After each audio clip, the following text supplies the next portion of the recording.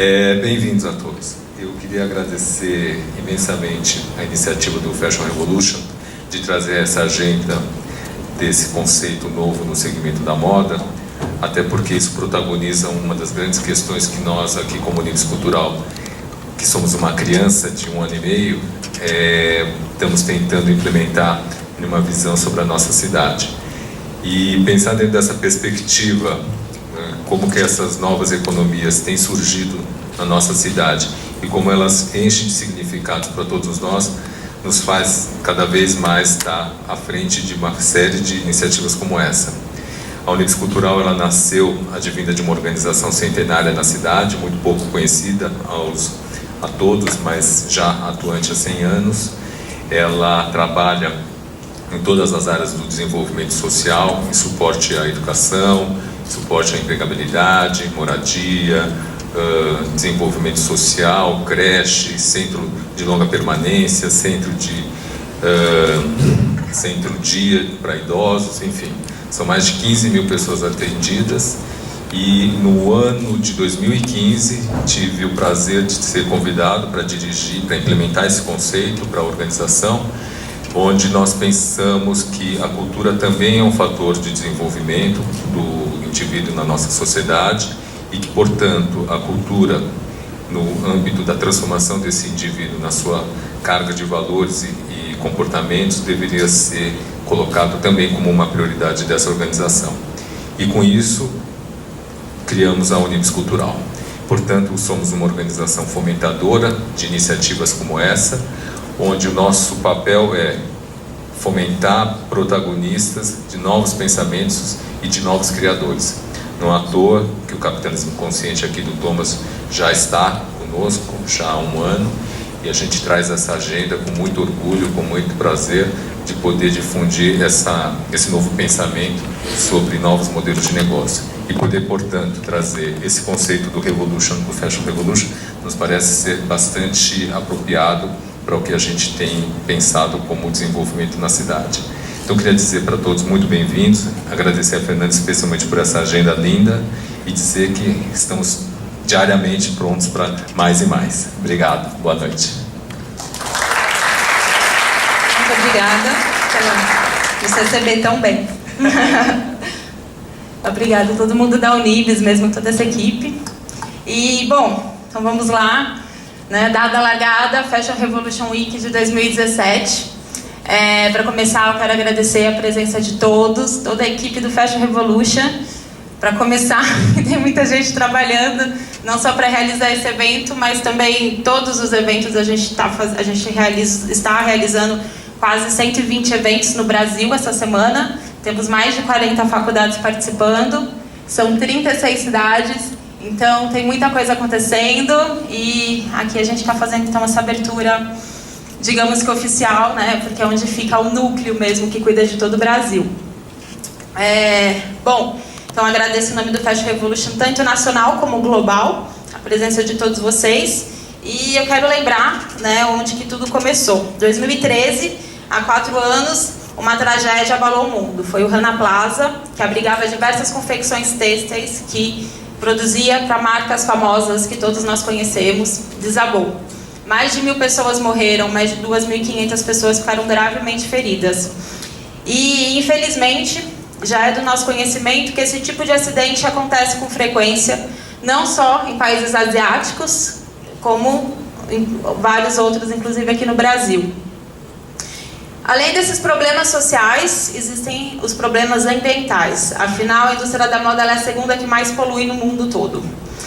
Então, ela está atrás apenas da indústria do petróleo. O Fashion Revolution surgiu para dizer basta a tudo isso e dizer que sim, a moda pode e deve ser uma força para o bem. A gente tem até um lindo case que a gente vai mostrar aqui, que é o da Fernanda. Bom, o dia 24 de abril ficou marcado como Fashion Revolution Day. E hoje a gente está abrindo essa semana da Revolução. Que hoje é o Fashion Revolution Day mesmo, dia 24 de abril.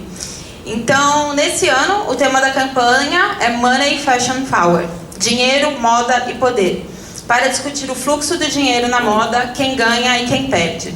Por que existe tanta miséria numa ponta, sendo que essa indústria, né, sendo que essa cadeia ela é tão representativa em termos econômicos também? A gente então vai falar então por que isso acontece, sendo que tem tanto dinheiro de um lado, por que tem tanta miséria, e inspirar. A gente trouxe todos esses convidados para inspirar. A gente acredita que nas campanhas passadas a gente falou muito sobre os problemas, e dessa vez a gente não quer falar dos problemas, a gente quer falar de soluções, e a gente quer que todo mundo saia daqui com mais propósito nos seus negócios e continuando com essa revolução, que é só o começo, né, gente? Então, tenho certeza que essa conversa será muito rica. A gente tem aqui o deputado Carlos Bezerra Júnior, o Thomas, tem um sobrenome difícil, Smith, do Capitalismo Consciente, a Fernanda Yamamoto, que é uma estilista maravilhosa, que vai nos mostrar o trabalho dela, e o Max Nolan, que é muita coisa. Ele vai explicar melhor tudo que ele faz, e tenho certeza que todo mundo vai adorar. A gente vai passar o vídeo do Fast Revolution, tudo bem? Gente, só mais uma coisa, antes da gente começar a conversa, a gente vai ter uma dinâmica de perguntas e respostas um pouco diferente, que as meninas ali, as meninas da equipe, elas vão estar recolhendo as perguntas no papelzinho que elas vão dar durante a roda, e daí no final elas vão pegar, recolher essas perguntas e pra gente fazer uma seleção, porque às vezes tem muitas perguntas repetidas. Então, só para quem já for tendo dúvidas, passa para elas. Tá? Então, tá bom. Então, vamos conversar agora com o deputado Carlos Bezerra Júnior, que é um grande ativista nas causas do trabalho escravo, né, deputado? E presidente da Comissão de Direitos Humanos da Assembleia Legislativa do Estado de São Paulo. Já presidiu a CPI do Trabalho Escravo, preside a Frente Parlamentar em apoio ao empreendedorismo social. Então isso é muito interessante, que você fala do trabalho escravo, mas você também está falando sobre o empreendedorismo, né? E foi o autor da Lei Bezerra, que é uma referência. A gente fala assim sobre a questão, né, das leis de trabalho escravo, e muita gente nem sabe que a gente tem uma lei que é referência mundial, que foi criada por você. Então, eu gostaria que vocês falassem um pouco sobre essa lei, sobre todo esse cenário. Já participou da nossa Semana da Revolução do ano passado.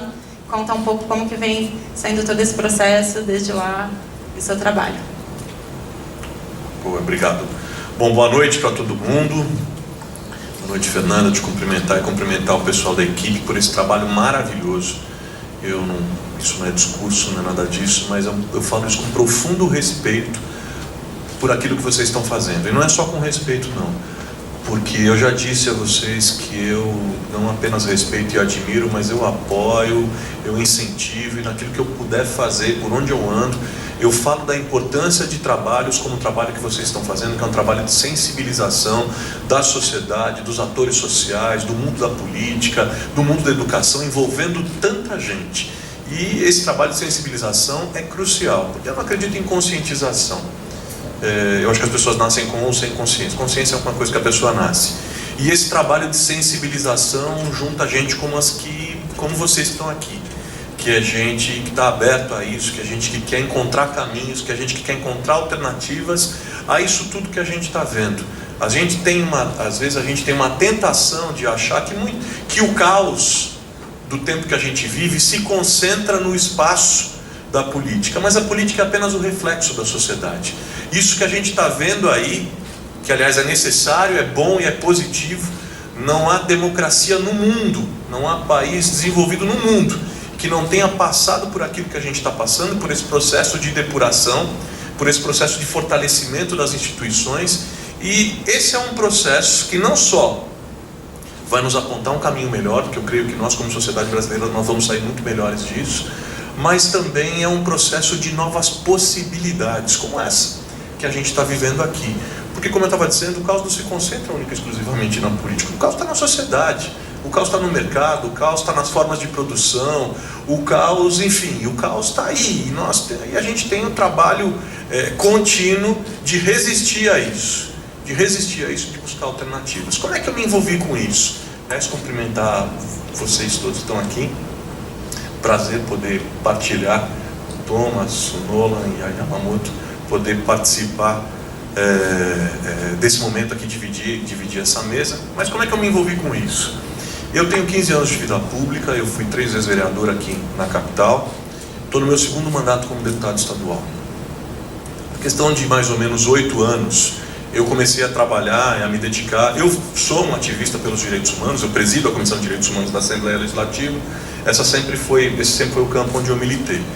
E com ênfase forte na questão do enfrentamento ao trabalho escravo. Também na prevenção de violência sexual contra crianças e adolescentes. A primeira vez que eu ouvi falar em trabalho escravo foi quando, fazendo um trabalho amplo de prevenção e de enfrentamento ao abuso e exploração de crianças e adolescentes na cidade, pela primeira vez eu ouvi falar em trabalho escravo. Essas coisas vocês sabem, tráfico de pessoas, exploração sexual, trabalho escravo, são coisas que se conectam. Mas eu me lembro que naquele período a investigação estava muito focada na questão de exploração sexual, então aquilo passou, ouviu e tal, mas não foi uma coisa onde a gente se debruçou. Tempo depois, quando eu cheguei à Assembleia, eu fui para a Comissão de Direitos Humanos e comecei a receber denúncias de exploração de trabalho escravo. Aí eu pensava assim, trabalho escravo em São Paulo, no século XXI, que é a reação que eu vejo hoje, isso sei lá, 6, 7 anos atrás, mas é a reação que eu vejo hoje de muitos dos meus amigos, de muitas pessoas, quando tem contato com o tema pela primeira vez, onde eu vou fazer palestra, assim, trabalho escravo, eu não vejo ninguém com bola de ferro no pé, eu não vejo ninguém levando chibatada, não vejo nada disso. Como assim trabalho escravo? Do que você está falando? Gente, eu fiquei abismado porque chegou uma denúncia de uma grande marca que estava explorando o trabalho escravo, e aí a gente deu uma proporção grande àquela denúncia, que ficou nacional e internacional, que foi o caso Zara à época, que ganhou muita notoriedade, a ponto da gente convocar o presidente internacional da Zara, que estava aqui, que veio à Assembleia, que fez uma série de respostas. Inclusive tem um fato até meio paradoxal, assim, porque eu me lembro que quando ele sentou e o nome dele era Jesus. E aí, assim, gente, eu sou cristão, mas assim, eu achei meio surreal. Eu falei assim, que a gente tem que perguntar o nome, a função, a idade e tal. Eu falei, olha, me parece surreal, com a fé que eu tenho, colocar aqui Jesus no banco dos réus, mas é um negócio, coisas que só um Lázaro, enfim, é capaz de fazer. E me lembro que veio aquela primeira denúncia. E eu olhei aquela denúncia, num primeiro momento, confesso a vocês que eu fiquei tentado a pensar que era um caso isolado. E aí, gente, eu percebi que aquilo era apenas a ponta de um iceberg, que mostrava todo um modelo de produção baseado no sweat system, mantido pelas sweatshops. E aí eu comecei a me debruçar sobre aquilo. Eu presidi uma CPI que investigou o trabalho escravo aqui no estado, e eu não sei se vocês sabem, mas aqui no estado de São Paulo nós temos em torno de 12 mil sweatshops. Ok, para quem não está acostumado ao termo, né, as sweatshops são oficinas de costura, a maior parte delas clandestinas, que não tem janelas, tem os fios todos expostos, onde os trabalhadores são submetidos a condições de trabalho onde eles trabalham 12, 14, 16 horas ininterruptamente, sem folga, produzindo peças de roupa em torno de 10 a 20 centavos por peça, expostos a riscos de incêndio, expostos a todos os riscos possíveis, trabalhando, comendo, se alimentando, dormindo no mesmo espaço, às vezes com famílias, na sua esmagadora maioria, imigrantes bolivianos. O estado de São Paulo tem hoje em torno de 300 mil imigrantes bolivianos. 2/3 deles vivendo nessas condições de trabalho, nas sweatshops, mantendo esse sweat system, de um sistema que depois talvez a gente possa discutir até um pouco mais aqui, mas de um sistema que é mantido por uma lógica do mais rápido, mais barato e melhor, e que se esquece de que para se manter essa engrenagem funcionando nessa velocidade, existe uma correia invisível que se chama trabalho escravo. O fato é o seguinte, eu me dei conta que a gente estava diante da escravidão contemporânea. A gente estava diante de trabalho escravo. Você vai me dizer, em pleno século XXI, pois é, em pleno século XXI a escravidão não acabou. Mas o que aconteceu? Ela se modernizou, ela mudou a metodologia. E o conceito brasileiro de escravidão moderna, de trabalho escravo, é o mais avançado do mundo, que inclusive está sendo questionado nesse momento, busca-se questioná-lo para se desconstruir o modelo. A bancada ruralista atua com intensidade hoje no Congresso Nacional para tentar desconstruir o conceito brasileiro de trabalho escravo, que fala de duas coisas. Fala de privação de liberdade e fala de privação de dignidade. Sendo aqui muito rápido, muito veloz, que eu sei que eu tenho aqui alguns minutos, mas privação de liberdade. Como se dá essa privação de liberdade? O indivíduo perde o direito de ir e vir. Muitas vezes documento retido, perde o direito de ir e vir. Muitas vezes por ameaças psicológicas, muitas vezes por violência física, uma série de coisas que acontecem, que impedem que aquela pessoa possa se locomover, possa sair. E um ainda mais grave, que é uma coisa que se faz, que é onde cria-se um mecanismo onde o trabalhador vai trabalhando, vai produzindo. Quando chega ao final do mês, esse trabalhador que está ganhando em torno de 10 centavos, 20 centavos por peça, chega no final do mês, quando ele vai receber o salário dele lá do dono daquela oficina, do dono da sweatshop, a hora que ele vai receber, o cara fala, ó, eu não posso te pagar esse mês, porque ao invés de te pagar os R$300 que eu deveria te pagar, você está me devendo 3 mil. Mas como assim estou te devendo 3 mil? Como assim? Então você está me devendo, porque tem a passagem de onde você veio, você mora aqui, você está comendo aqui, você está Cria-se a servidão por dívida. Ou seja, aquele indivíduo fica preso àquilo. Privação de liberdade e privação de dignidade. Jornadas de trabalho onde o trabalhador é submetido a tal exaustão, sem mínimo de descanso, onde ele não consegue ter uma jornada normal de trabalho no dia seguinte. Enfim, está se tentando desconstruir isso. Agora, o que eu queria passar na minha primeira mensagem, aqui na mensagem inicial? Primeira coisa que eu estava dizendo para vocês é o seguinte: escravidão não acabou, ela se modernizou. E como ela se modernizou, ela precisa de mecanismos mais modernos para o seu enfrentamento. O que a gente fez aqui no estado de São Paulo, que ainda não tem tanta gente assim que sabe? Mas a nossa legislação, a lei que eu propus à Assembleia, que nós aprovamos, que foi aprovada, sancionada de forma pioneira no Brasil pelo governador Geraldo Alckmin, e que nesse momento foi copiada por 5 outros estados brasileiros. Eu fiquei muito feliz, a semana passada o Amazonas copiou a nossa legislação, está colocando em prática também.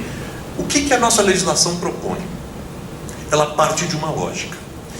O que mobiliza as pessoas à exploração do trabalho escravo é o lucro a qualquer custo, lucro a qualquer preço. É isso que mobiliza, é a ambição desenfreada. É um crime de motivação econômica. Logo, qual é a lógica da lei? Logo, se o crime é um crime motivado pela ambição desenfreada, a melhor forma de enfrentá-lo é qual? Cessar o lucro. Como dizia o meu sábio avô, na sua simples sabedoria, dizia o seguinte: meu neto, o órgão mais sensível do corpo é o bolso. E é fato, num crime como esse, motivado por questões econômicas e financeiras, a melhor forma é cessar o lucro. Gente, só para vocês terem uma ideia, os estudos apontam uma estimativa de lucro em torno de 200% a mais para quem explora trabalho escravo e para quem não explora. Como é que as pessoas competem num ambiente como esse? Como é que as pessoas produzem num ambiente como esse? Isso é complicadíssimo. O que a gente propôs? A gente propôs uma medida extremamente simples, mas ao mesmo tempo extremamente eficaz, e por isso chamou a atenção da Organização das Nações Unidas, a ponto deles incluírem no relatório deles a nossa lei como a medida mais moderna e mais eficaz no mundo hoje contra o trabalho escravo, que me levou a falar, inclusive lá no plenário do Alto Comissariado de Direitos Humanos da ONU, que ela propõe o seguinte: a cassação do registro de ICMS das empresas que forem flagradas explorando o trabalho escravo. As empresas e sua cadeia produtiva. Muita gente, cassação por 10 anos, muita gente quando viu aqui falou, meu Deus, tu tá louco, falando para mim assim, 10 anos. O Bezerra é maluco, o Bezerra é comunista, falavam para o governador, não vai atrás da cabeça do Bezerra que ele é comunista, vai acabar com a economia de São Paulo, se fizer um negócio desse, foram lá cheio de argumentos e tal, e a minha defesa sempre foi a seguinte, gente, até porque muita gente falou assim, ele é contra o lucro. Eu falei, não sou contra o lucro. Inclusive, quero dizer o seguinte, se a regra do jogo, se a lógica do jogo é a lógica do capitalismo, que está posta aí, o capitalismo pressupõe regras. E entre suas regras está que não vale trabalho escravo. Se esse é o jogo, trabalho escravo não vale. Sou contra o lucro, sou contra o trabalho escravo. Bom, o fato é que a lei passou a valer, ela é um instrumento extremamente positivo, ela criou um ciclo virtuoso. Por quê? O que aconteceu? Nosso intuito nunca foi fechar a loja de ninguém, fechar negócio de ninguém, prejudicar, ser contra o lucro, nada disso. O que a gente queria era um elemento limitador daqueles que se utilizavam dessas práticas para terem vantagens concorrenciais com relação aos outros, que trabalhavam de forma adequada. O fato é o seguinte, a lei passou a funcionar, 2013 para cá, ela foi sancionada, regulamentada. As informações que nós temos dos grupos que atuam nisso, do Ministério Público do Trabalho, os auditores fiscais do trabalho, as informações que nós temos é que isso criou um movimento na direção de regularização de muitas empresas que estavam atuando na sombra. Você tem dois movimentos, você tem esse movimento, você tem quem não tem responsabilidade, quem não está aí, quem quer explorar mesmo, só que, e que continua, só que agora tem uma diferença. Quem quiser explorar, quem quiser manter a exploração, fica numa situação complicada. Porque antes da lei, você vai me perguntar, mas qual que é a vantagem de antes e depois? Antes da lei é o seguinte, a chance de alguém ser condenado era só na justiça comum, um processo que poderia demorar 20 anos para transitar em julgado. O cara fazia a conta, falava, eu tenho 200% a mais de lucro, quer saber? Deixa correr o processo, que no final das contas eu pago a multa, a coisa acaba ficando mais ou menos igual. Agora não. Nesse processo, com a nova lei, o que acontece? Ela tem a mesma lógica da ficha limpa. Havendo uma condenação em segunda instância, em órgão colegiado, abre-se um processo imediato, um processo administrativo imediato de cassação daquela empresa. O ciclo virtuoso se deu por um lado da organização e da regularização de várias empresas e por outro lado, na possibilidade inédita, nós estamos lutando, mas na possibilidade inédita da primeira condenação de uma grande marca que foi flagrada explorando o trabalho escravo, que já foi enquadrada na lei, já foi condenada em primeira instância, que é a M-Officer. É uma luta, enfim, é um grande embate, mas eu creio que é uma grande contribuição. São Paulo está dando uma grande contribuição a partir da lei para o Brasil. Para eu fechar minha fala, para vocês não imaginarem que isso fica só na repressão. Eu não acredito só na repressão. A repressão é importante, nesse caso, para frear, para desestimular, para inibir esse crime. Agora, nós temos que avançar muito na prevenção. E aí, ações como essa são fundamentais. E nós temos que avançar muito na questão da construção de políticas públicas para melhorar, incentivar o trabalho de gente como vocês. Por isso que a gente começou a frente parlamentar de empreendedorismo social lá na Assembleia, para buscar outros caminhos, para organizar as pessoas e mostrar, olha, tem um outro modelo de produção, tem um outro formato de produção que pode ser utilizado. E por último, outra coisa que é fundamental, a participação do cidadão como consumidor consciente. Gente, eu fecho a minha fala inicial aqui dizendo para vocês o seguinte: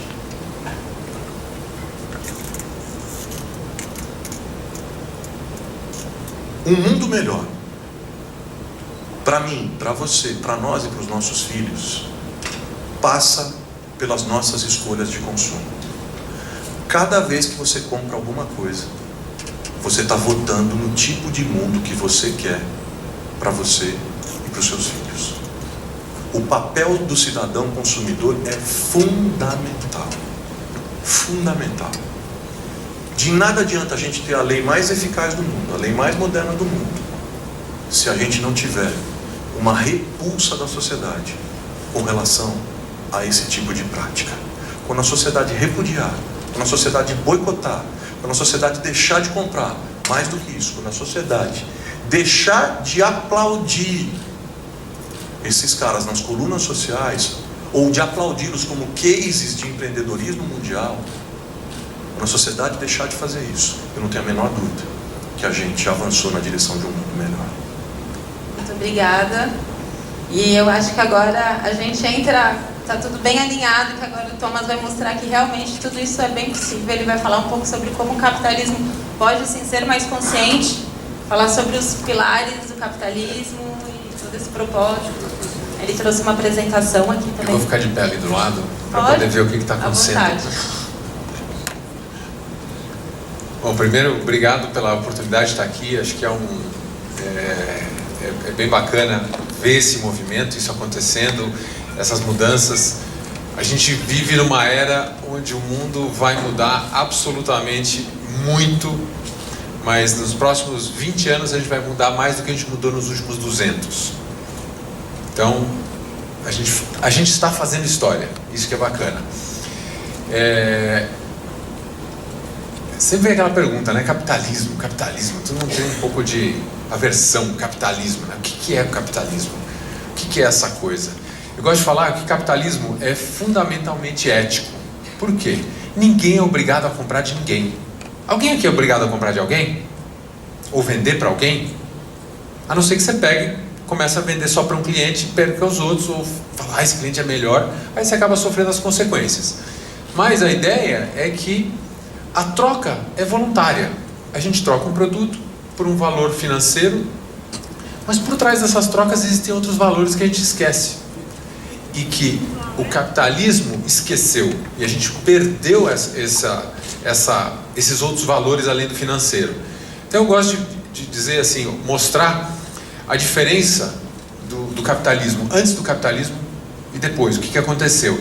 Então, em 4 indicadores, até mais ou menos 1800, 1700, a gente tinha 1 bilhão de habitantes, PIB per capita de $500, pobreza absoluta de 95%, 95% vivia com menos de $1 por dia, e a expectativa de vida de 30 anos. 30 anos. Quanta gente estaria viva aqui?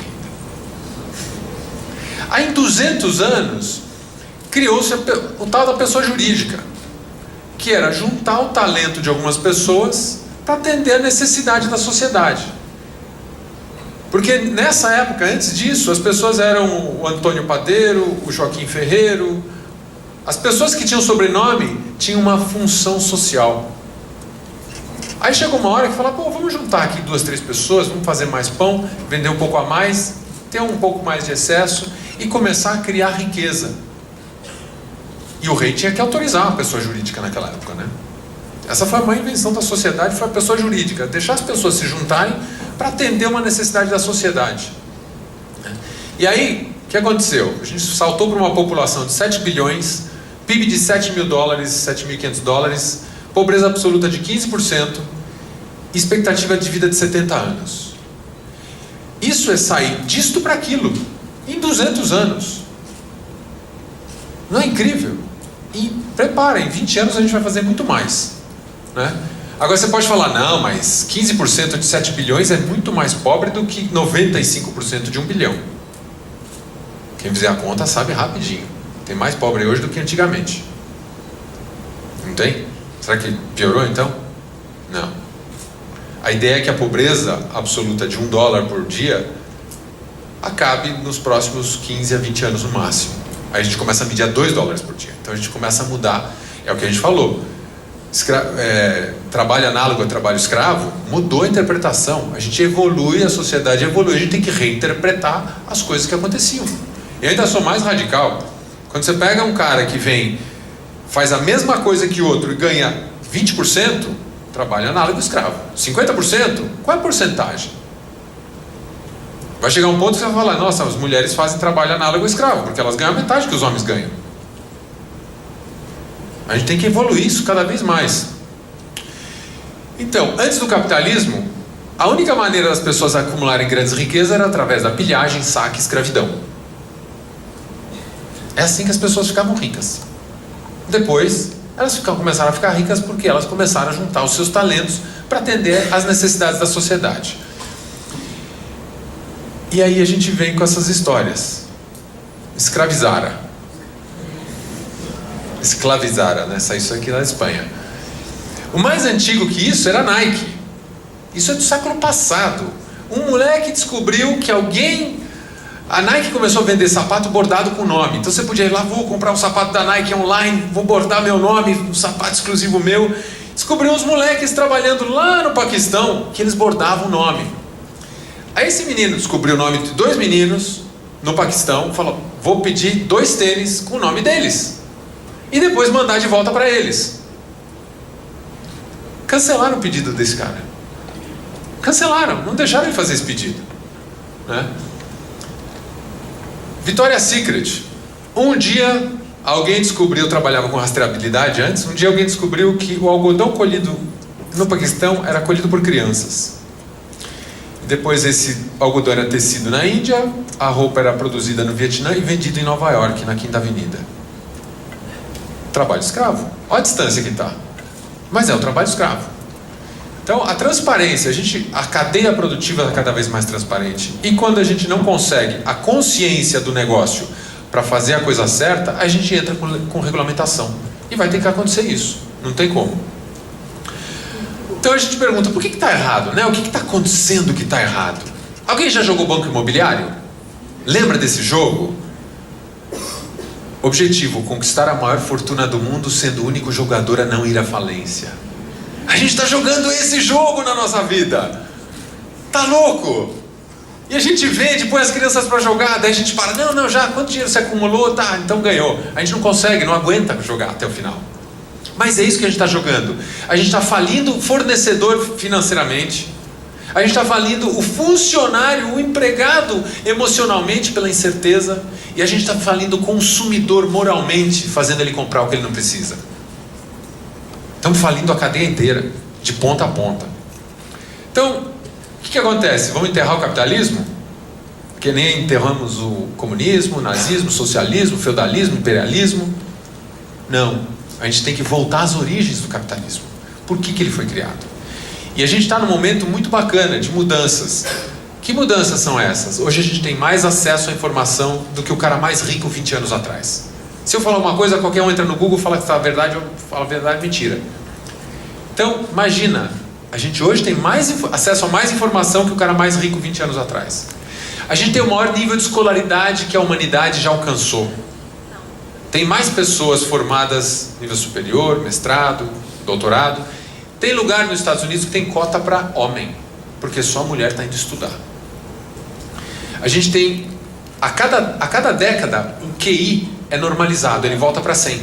Então se a gente pegar um cara com QI 100 hoje e levar para 1917, ele vai ser um dos 5% mais inteligentes do mundo. E a gente percebe isso nas crianças. A agilidade que uma criança tem em captar e entender é muito maior do que a nossa.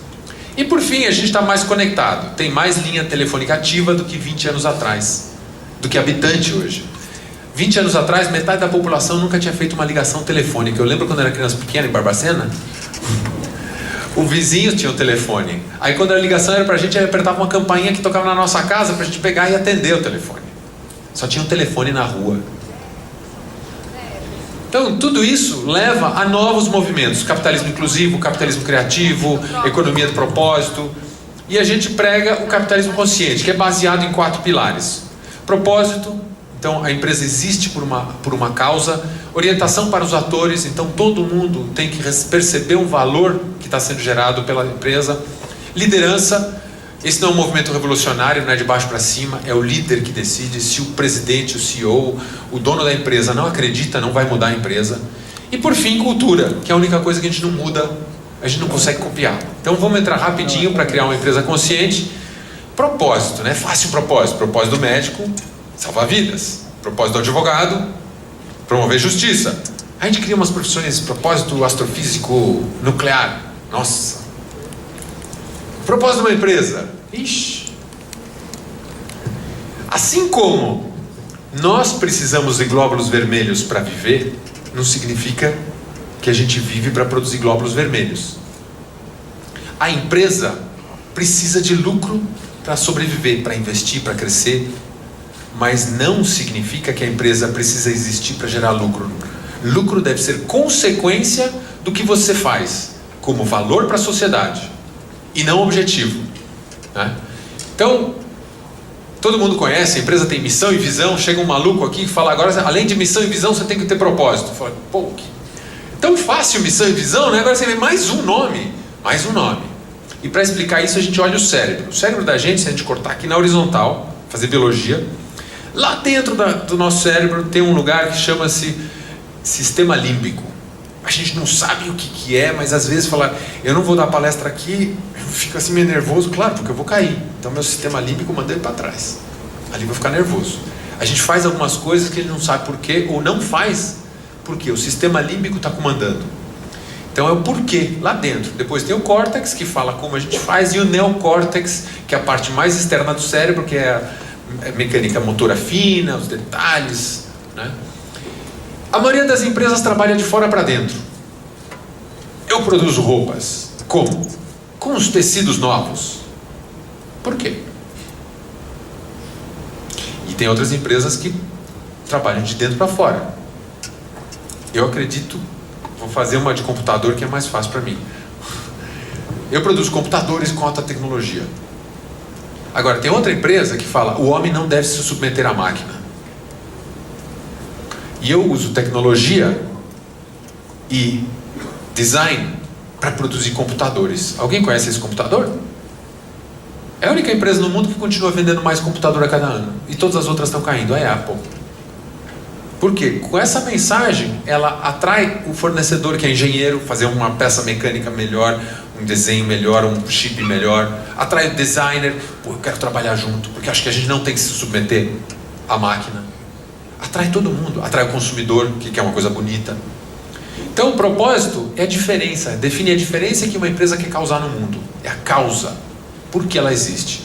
A missão é como é que ela vai fazer isso, a estratégia, como é que eu vou sair daqui para chegar lá. E a visão é como o mundo vai ser quando a gente alcançar o nosso propósito. ONG é fácil, Fundação Mata Atlântica. Propósito, reflorestar a Mata Atlântica. Quando faltar 1 metro quadrado, acabou. Aí você tem que mudar, vamos reflorestar a mata tropical. Tem muito mais coisa para fazer, né?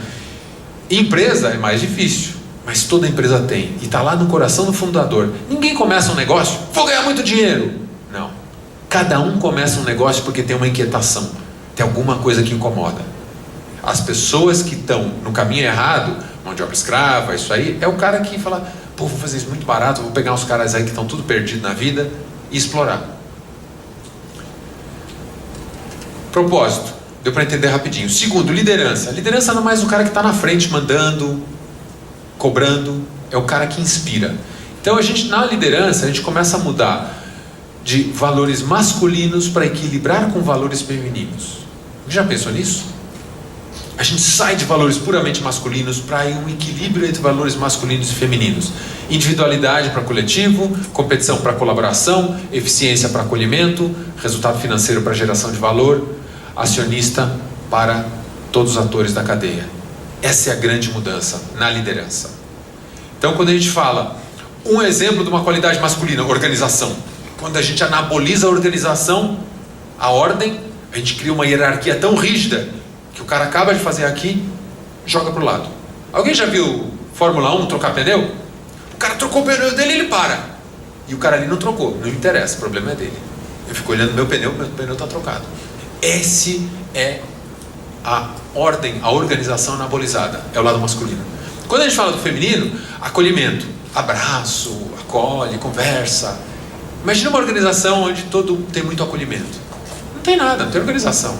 Então, agora o equilíbrio da organização com o acolhimento, você potencializa a liderança e a transformação da sociedade através das culturas das organizações, das empresas.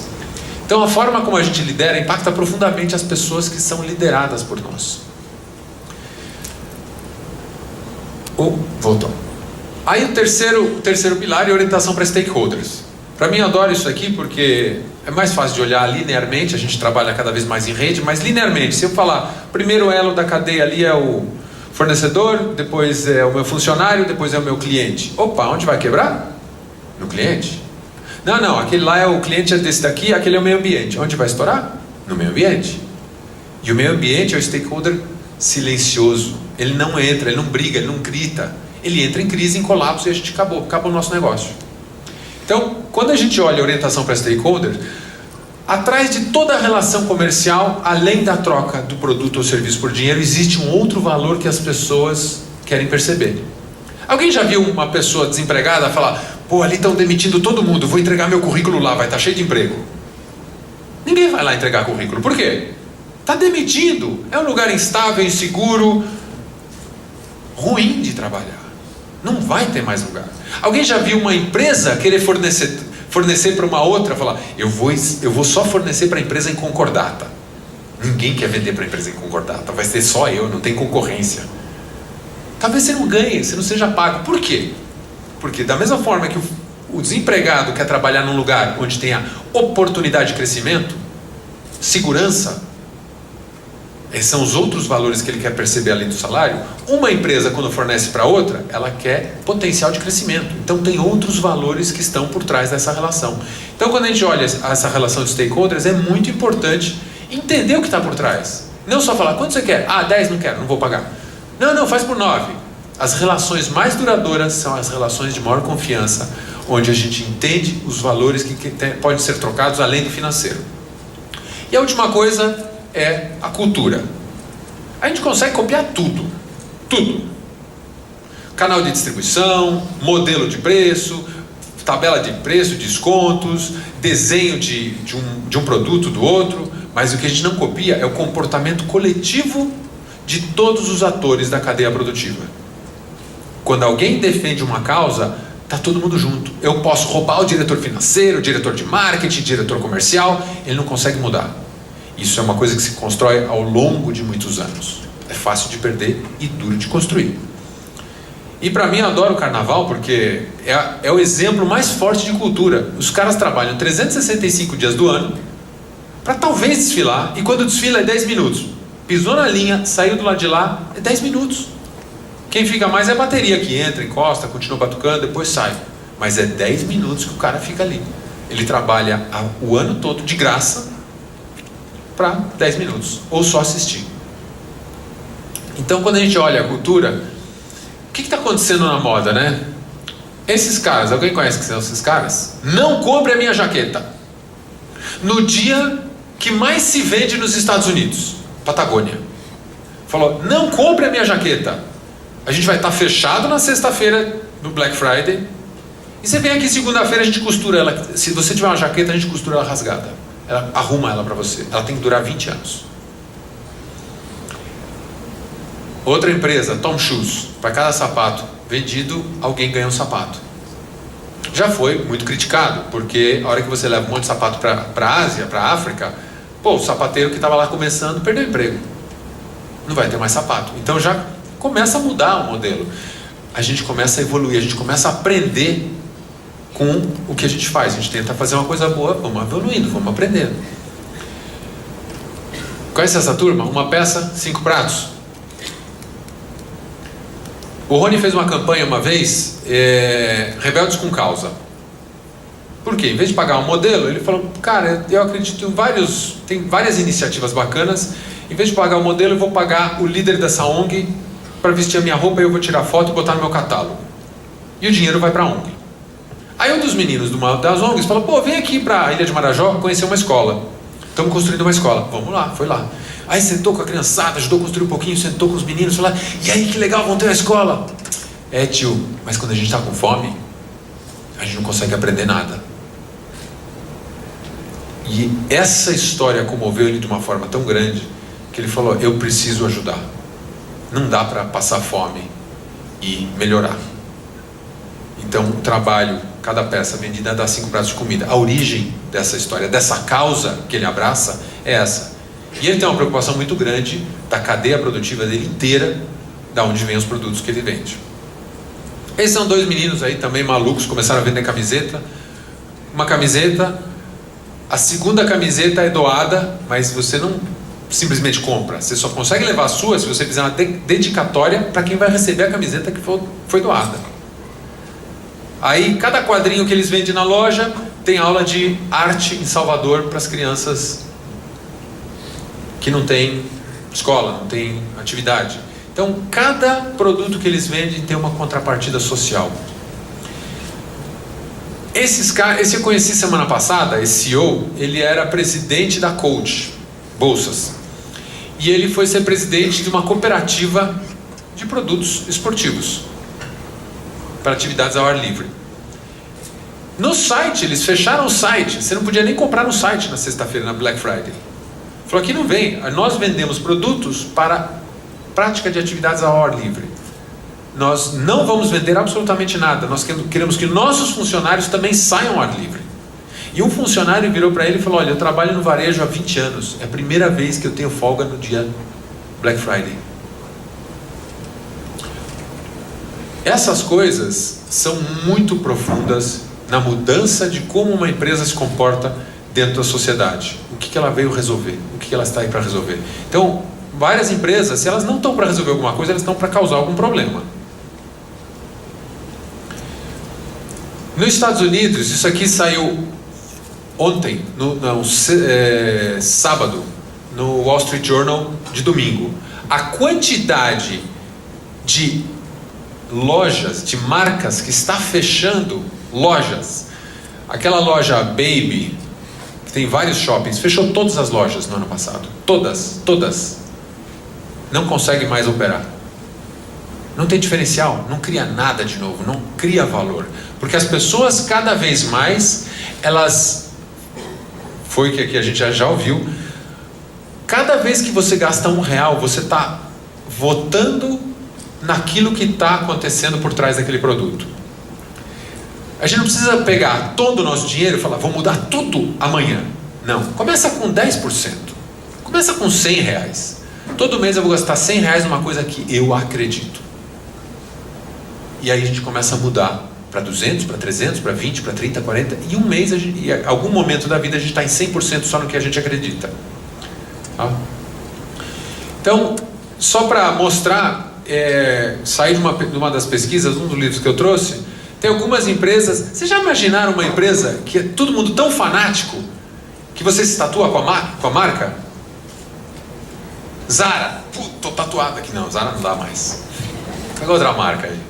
Patagônia. Tatuei Patagônia no braço, na perna, fornecedor. Que marca? Alguém está tatuado com a marca de algum produto? Alguém tatua? Ninguém. Nada. McDonald's, Coca-Cola, nada. Harley Davidson é uma marca que as pessoas são tão apaixonadas. O fornecedor tem tatuado de Harley Davidson, o consumidor, o funcionário, até aquele cara que quer comprar uma Harley, não tem nada, é um prospect. Um dia eu compro uma Harley, mas já tenho minha tatuagem. É a paixão por uma causa. E essas empresas todas, no longo prazo, isso aqui é uma comparação de 15 anos, o desempenho da Bolsa de Valores dos Estados Unidos deu 160%. Aí tem outro livro importante na área de negócio, chama Good to Great, do Jim Collins. Então, são 13 empresas, 2 já faliram. Essas em 15 anos renderam 250%. E essas empresas que a gente chama empresas com propósito, conscientes, empresas humanizadas, elas têm um resultado financeiro na Bolsa de 160% para 1.800%. Você está louco, está errado. Tudo bem, 160% para 800%. Acabou, é a última. Então, o resultado financeiro é muito maior, muito superior do que da economia tradicional. A gente criar valor para a sociedade, ter um propósito de transformar a sociedade, está aí. Então, esses 4 princípios fazem a grande diferença no negócio. E a iniciativa privada tem o grande poder de transformar a sociedade. Quando ela não faz, a gente arruma um jeito de criar uma regulamentação para a gente botar esses caras na linha. Então é melhor a gente ir atrás e fazer alguma coisa certa. A gente pode como iniciativa privada. Esse para mim é um cara que começou no ano passado. Se você está desempregado, lavanderia, falou, o que eu posso fazer amanhã para a minha comunidade? Se você está desempregado e você precisa de uma roupa para ir para uma entrevista de emprego, traz sua roupa, a gente lava ela para você. Quando eles devolvem a roupa lavada, eles falam, depois você conta pra gente como foi a entrevista? Cada vez que aquela roupa entra na lavanderia, pô, esse é um cara que vai ter uma entrevista de emprego, o cara que abre a sacolinha para tirar a roupa, o cara que põe a roupa na máquina de lavar, o cara que põe o sabão, o cara que tira, o cara que pendura para secar, o cara que põe para secar na máquina, o cara que tira para passar, o cara que entrega. Todos eles estão esperando uma história de volta, estão apostando que o trabalho que parecia lavanderia tem um significado de ajudar alguém a arrumar um emprego. Isso é uma coisa que a gente pode fazer amanhã. O que a gente pode fazer amanhã do nosso negócio para mudar o mundo? Então aqui a gente tem vários livros que a gente publicou. No mês de junho a gente tem um projeto de startups aqui na Unibis Cultural, startups de cultura, moda é cultura. Então, por favor, vamos selecionar algumas para participar e vai ter uma competição. Muito obrigado. Muito obrigada, Thomas. Bom, eu acho que da fala do Thomas agora já super se encaixa o que o Max tem para falar pra gente. Bom, Max, o Max faz um monte de coisa, tem uma história bem interessante também dessas grandes corporações e toda essa percepção. Ele vai falar também sobre essa visão humanizada de se fazer negócio. E então, conta pra gente essa história. Legal, Fê. Pessoal, boa noite. Tô super feliz de estar aqui. Queria agradecer a todo o time do Fashion Revolution pelo convite. Eu sou formado em engenheiro mecatrônico na Poli e pós na GV. Então, nem nos meus sonhos mais loucos eu imaginaria que estaria em um evento de moda, de Fashion Revolution. Mas estou aqui, estou muito feliz.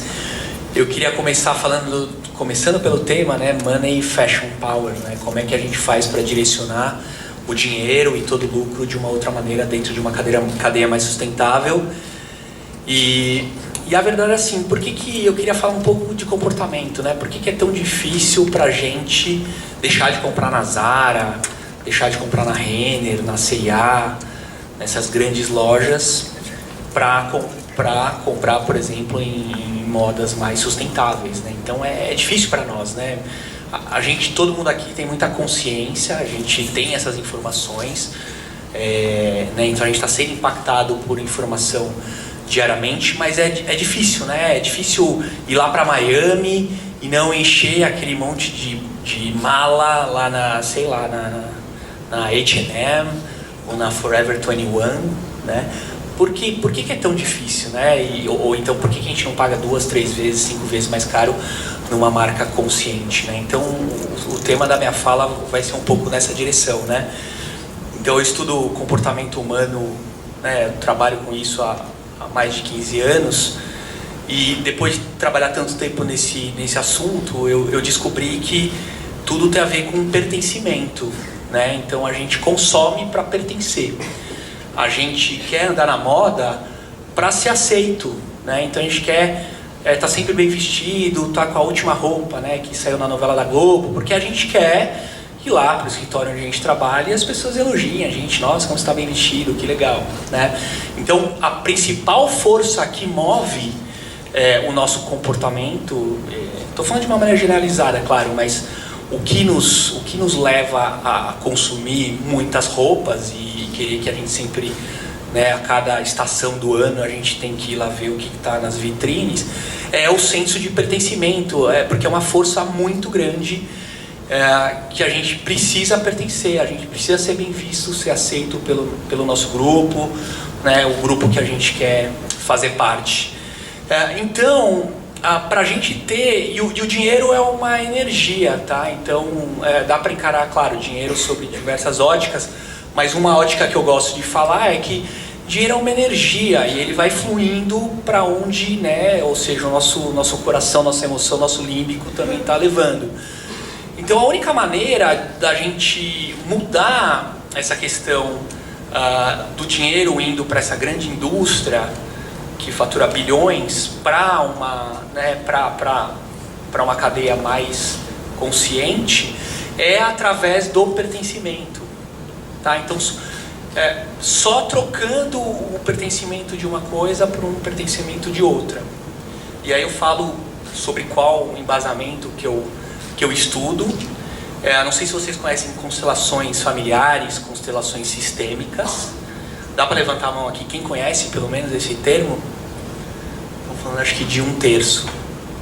Então só dando uma introdução muito rápida, né? Um conceito criado por um psicoterapeuta alemão, que ele era padre, e ele foi fazer trabalho missionário na África do Sul, nas tribos Zulus.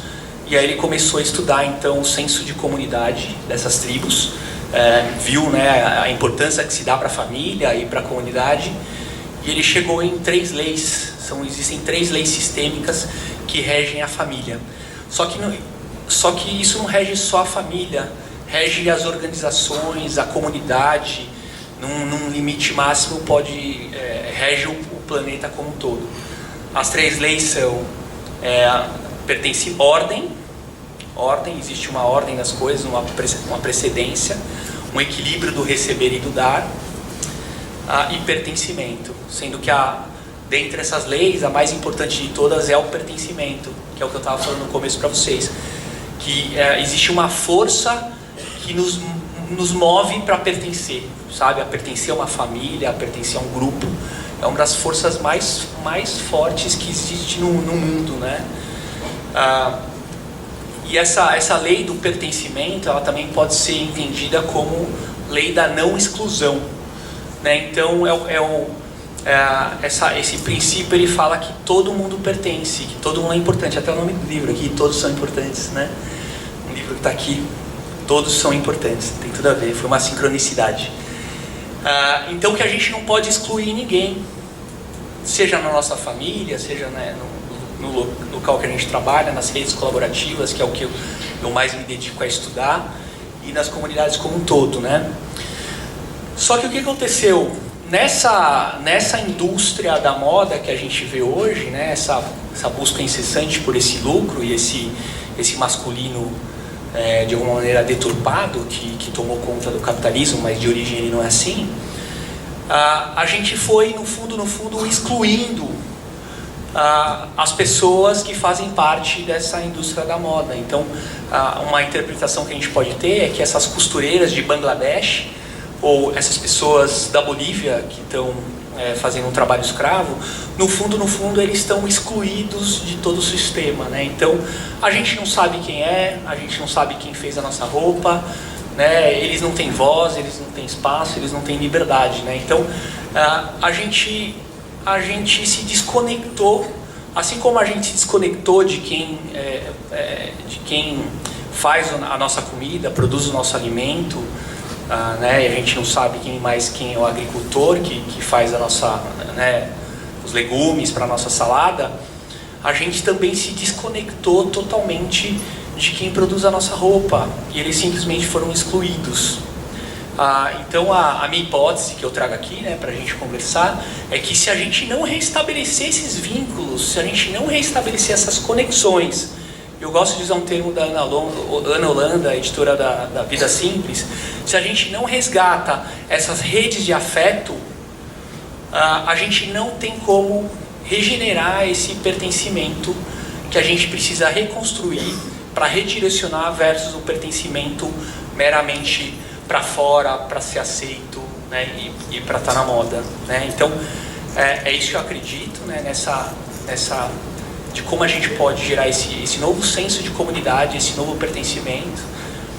Então falando sim de conhecer a história de quem está por trás, de quem produziu a nossa roupa, que é o tema do Fashion Revolution, mas dá para ir além. Então falando de entender a vida dessas pessoas, tem que entender se eles têm dificuldade de colocar o filho na escola, entender como eles vivem, né?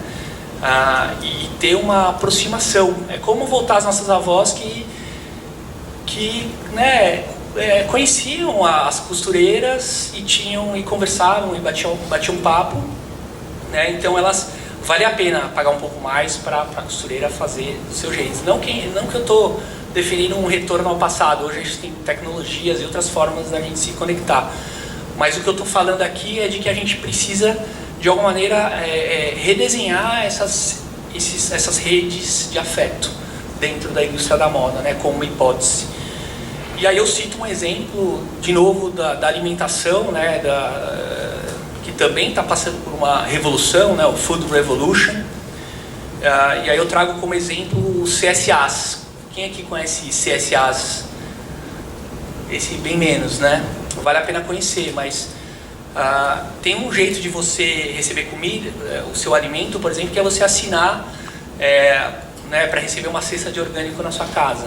Essa é uma forma muito legal de você consumir esse alimento orgânico. Mas está surgindo um novo modelo, que são essas CSAs, que você vai num encontro onde está o agricultor, né, e você fala o quanto de dinheiro você tem e quanto você vai querer consumir naqueles meses, naquela estação. Os encontros são regidos por estações do ano, né, que tem a ver com as safras, e onde o agricultor também vai falar das dificuldades que ele tem, né, e de quanto custa colocar o filho na escola e tudo mais. E aí vai se chegar num consenso do que precisa ser produzido, do que pode ser produzido e como é que vai dividir aquele alimento. Uma diferença gritante é que você paga antes. Então nessa reunião você fala quanto você pode pagar e você dá o dinheiro para o agricultor. E aí o agricultor vai produzir, né, aquele alimento. Então é como um investimento, né? Então essa é uma mudança, uma mudança completa. Então falando de valores como generosidade, transparência, construção de vínculos, estamos falando de conviver de novo com essas pessoas que fazem parte da nossa vida, que fazem o nosso alimento, mas que também fazem a nossa roupa, né? Então, de uma maneira geral, é isso que eu queria deixar como mensagem, né? De que maneira a gente pode, então, reconstruir esses vínculos para que a gente possa gerar um novo senso de pertencimento e de comunidade dentro de uma cadeia da moda mais saudável. É isso. Obrigado. Muito obrigada, Marcos. E para a gente provar, né, que tudo isso é possível, assim, a gente tem um case de sucesso. A Fernanda Yamamoto vai falar um pouco do trabalho dela, que é o trabalho que ela realizou com as rendeiras. A gente tem até um vídeo, a gente vai mostrar os primeiros minutos do vídeo. Quer mostrar o vídeo primeiro? Pode ser. Pode ser.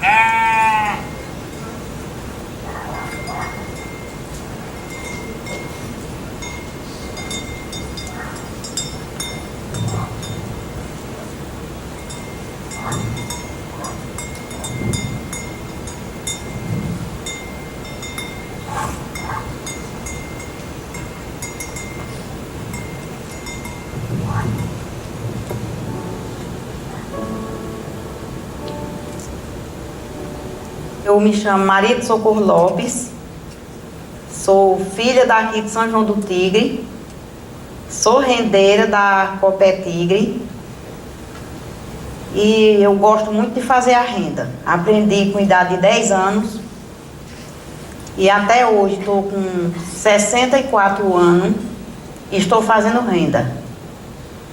E sempre já falei, só deixo a renda de quando eu morrer. E tenho muita vontade de deixar também a herança da renda junto com minhas filhas. Quando elas estavam já grandinhas, sabidas, eu ensinei a renda a elas. Porque eu acho que isso aí vai ser uma herança que ninguém tira delas. Pelo menos isso, né? A sabedoria da renda. Minha mãe trabalhava em Renascença e a gente foi aprendendo com ela. E era um meio de sobreviver também, aí todo mundo lá em casa aprendeu, com a minha mãe. Comecei a fazer renda aqui, ensinei as meninas aqui. Tinha dia que tinha mais de 15 pessoas aqui aprendendo a renda. E trouxe a renda para cá, eu cheguei aqui no ano de 75. Ninguém fazia. Só depois que eu cheguei foi que o povo continuou, aprendeu comigo e continuaram fazendo para mim. Depois começaram a fazer para elas mesmas.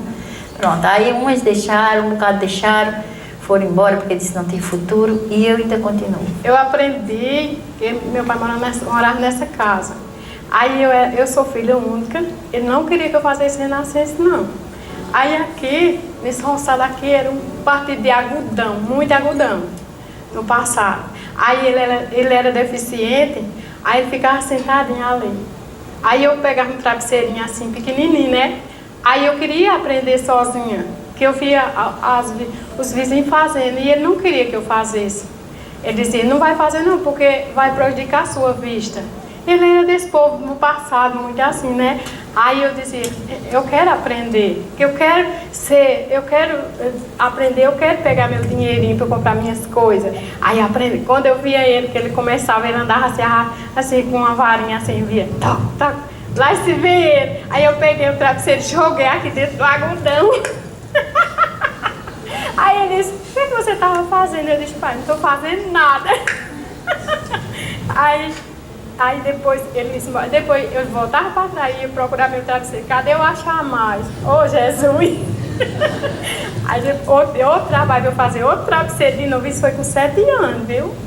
Eu de manhã boto ruim para a escola. Pode cortar. E quando volto ali do ponto do ônibus, quando estou fazendo a renda, aí vou para a renda. Se não tiver muito quente, eu vou primeiro dar comida dos porcos, né? As galinhas. Aí depois me sento a fazer renascença. Aí depois vou esperar os meninos no ponto do ônibus. Já é 11 horas. Aí de tarde sempre eu vou para o sítio. Obrigada. Do meu sogro, que eu planto lá, tem uma horta. Vamos. Para quem quiser, continua, tá no YouTube, né? Sim, no site, né? Bom, pessoal, antes de mais nada, boa noite. Gostaria de agradecer o convite e parabenizá-los, né, pela iniciativa. Acho que só para contextualizar, né, esse foi um documentário, né, que foi feito depois de um trabalho realizado na região do Cariri Paraibano. Foi apresentado na forma de um desfile, depois a gente fez uma exposição no Cariri Paraibano, essa exposição foi para João Pessoa, a gente tem a coleção na loja, é um trabalho que continua até hoje. Então a gente, a partir, né, desse trabalho que começou 2 anos antes, né, fiz inúmeras viagens à região, né, e um trabalho que, né, que hoje continua. Eu acho que eu vou falar um pouquinho, né, de uma experiência prática, né, de uma designer paulistana que fez um trabalho com uma comunidade, né. Eu acho que essa relação entre o designer, né, e o artesão é sempre uma relação, né, muito delicada, né. Eu acho que o que eu pude aprender, eu acho que o que eu trago, né, como lição é que a gente tem que, né, uma relação que ela tem que ser acima de tudo horizontal. O designer ele nunca está numa posição, ele não pode estar numa posição acima, né, do artesão. Eu acho que uma das primeiras coisas que a gente fez lá no começo é entender, né, como essa região, essa primeira imagem, né, da artesã em frente à sua casa, com aquela almofada de renda, tecendo a renda, eu acho que é uma imagem muito forte que representa, né, quem é essa mulher. Né, porque é uma mulher que é agricultura familiar, ela cuida dos filhos, ela faz bicos e, além de tudo, ela é rendeira. E ela faz esse trabalho com muito amor. Ela realmente ama aquilo que ela faz. E ela faz essa renda branquinha. A renda renascença, eu acho que para quem não conhece, essa renda que é totalmente feita à mão, né, uma renda, eu acho que é das tipologias do artesanato, uma das tipologias mais belas, né, que a gente tem no nosso artesanato, e ela é feita, né, ela é muito feita na Paraíba, e elas fazem em frente às suas casas, né, para aproveitar a luz do dia, né, porque a renda é feita com aquela agulha, né, agulha de costura e a linha de algodão, então a rendeira é essa imagem, né? Que acho que é muito importante o documentário ele começar com essa imagem, porque é essa a realidade. Então acho que, né, uma das primeiras coisas que um designer, acho que ele tem que fazer ao abordar, né, uma comunidade, pensar em desenvolver esse trabalho é realmente entender esse contexto, né, entender quem são essas pessoas, né, quem é essa pessoa por trás dessa renda, em que condições ela é feita e como essa renda é feita, né, porque a renda Renascença ela é feita sobre a modelagem, né, então a gente desenvolve todas as modelagens no ateliê. Essas modelagens elas vão lá pro Cariri paraibano e a rendeira ela faz a peça toda. Uma coisa que a gente propôs desde o começo é que cada artesã fizesse a peça, né, do começo ao fim, porque acontece delas separarem algumas partes. Então uma faz a frente, a outra faz as costas.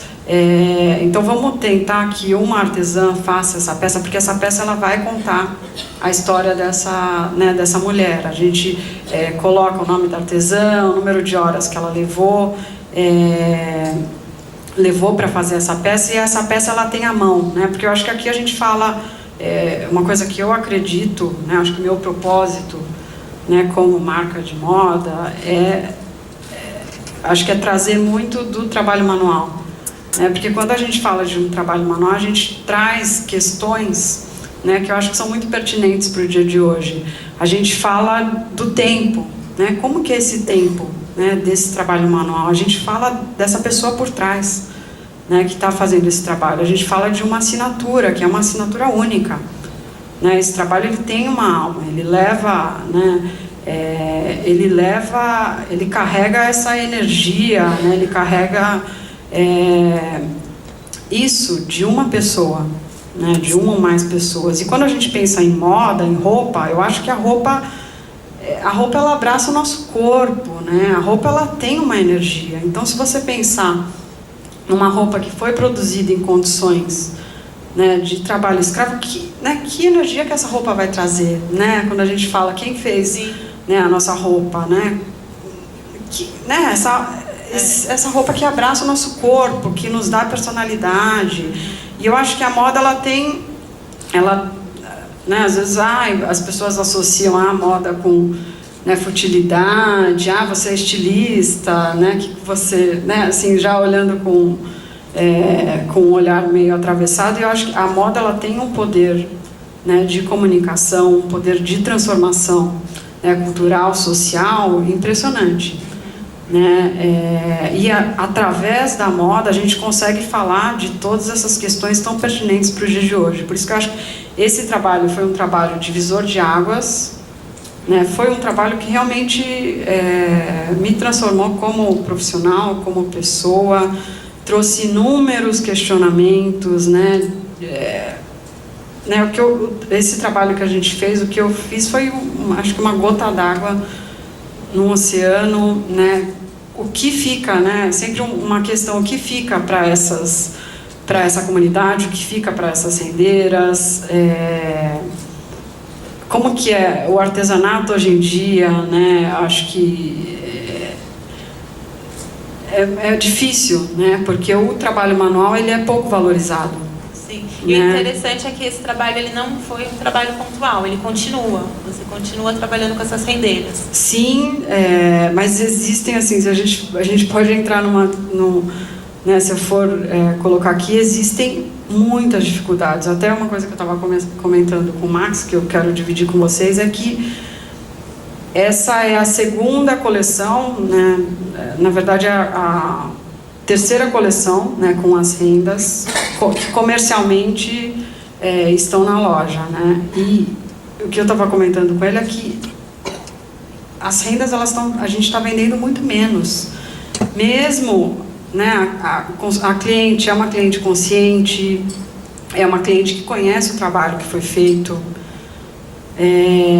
mas não sei, não tá vendendo, porque talvez não tenha, não seja mais a novidade que foi, né? Então mesmo a gente fazendo todo esse trabalho, a gente, né, fala quem é essa artesã, a gente faz visitas guiadas na loja, que a gente abre o ateliê, mostra quem são as pessoas que fazem as roupas, mostra como é o processo da renda.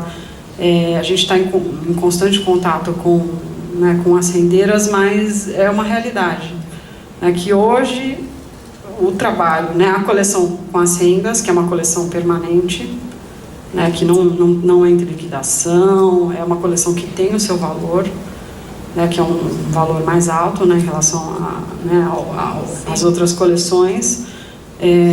Mas enfim, eu acho que é um ponto para a gente pensar. Né? Você trouxe uma peça para mostrar? Tá aí? Eu trouxe. Então, só falando um pouquinho a proposta que a gente fez com as rendeiras, o que eu sempre, né, em conversas, a gente visitou várias casas das rendeiras, a gente não quer que você deixe de fazer o que você faz, a tradição.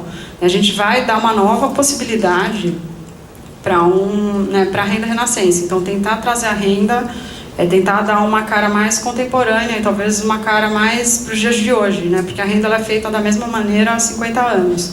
Né? Não é que você vai deixar de fazer essa tradição, mas acho que existe uma nova possibilidade, né? E nessa troca entre o designer e a artesã. Então, a gente propôs... acho que dá para...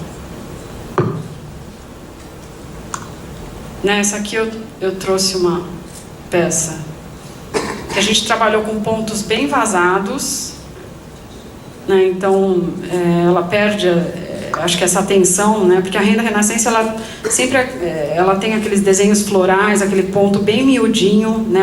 Inclusive a renda ela é engomada depois, então ela tem esse aspecto mais rígido, né? E eu acho que analisando essa situação, né, como a renda era, a gente, né, vamos tentar dar mais leveza para a renda, vamos tentar que a renda seja feita de maneira mais rápida, vamos tentar não trabalhar com esses desenhos florais, então trabalhar desenhos mais abstratos, desenhos que a gente, inclusive, chegou nesses desenhos de rachaduras e de raízes com as rendeiras, né, que são desenhos que elas podem criar, né, porque elas compram esses desenhos florais, e aí a gente fez, né, esse trabalho, e tentando deixar a renda mais leve, então tirar essa tensão e trabalhar com esses pontos vazados, né. Esses foram pontos que elas, né, que a gente chamou ponto tijolo, o Richelieu, foram pontos que elas, em determinado momento do processo, elas criaram esses pontos. No começo existia, né, uma resistência, né?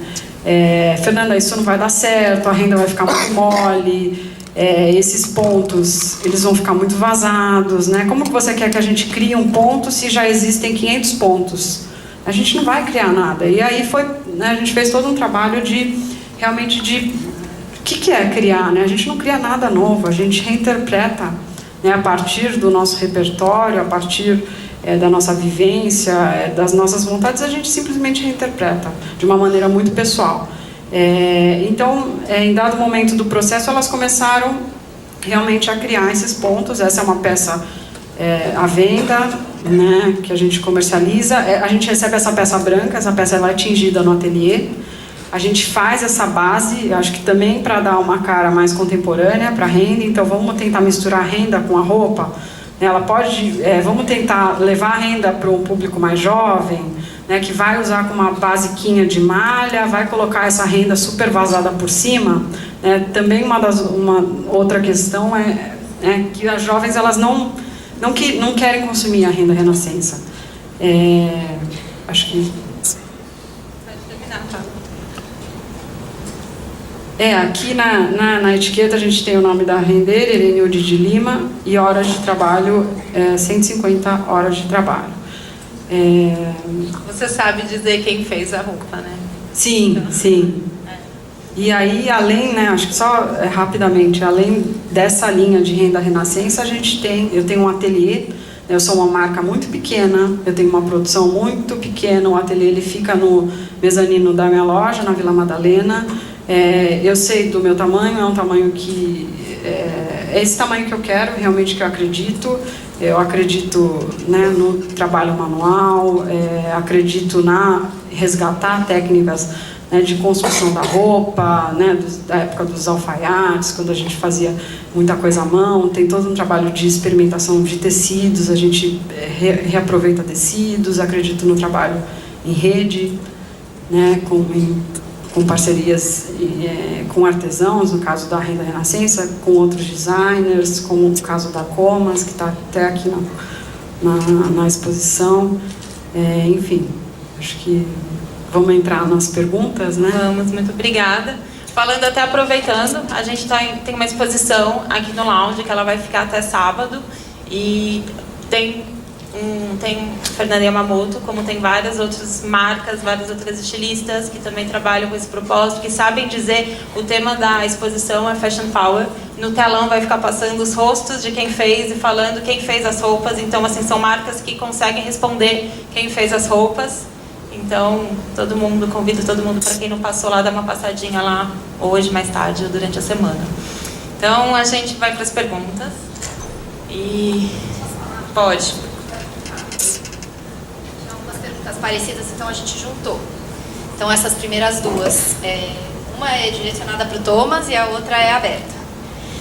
Essa para o Thomas. Dentro da relação de empresas que precisam de um lucro para existir, mas não existem para ter trabalho escravo, você acha que o capitalismo consciente diminuiria o tamanho das grandes empresas de moda?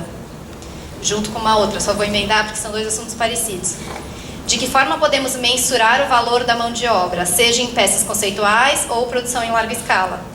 Acho que tem a ver com o que é preço justo, né? Como é que a gente avalia o que é preço justo e como lidar nas empresas capitalistas ou capitalismo consciente. Acho que tem uma coisa que está muito em questão hoje no capitalismo, é o acionista, né? Porque é o único que quer pôr dinheiro e só quer dinheiro de volta. Ele não quer permuta, não quer mais nada.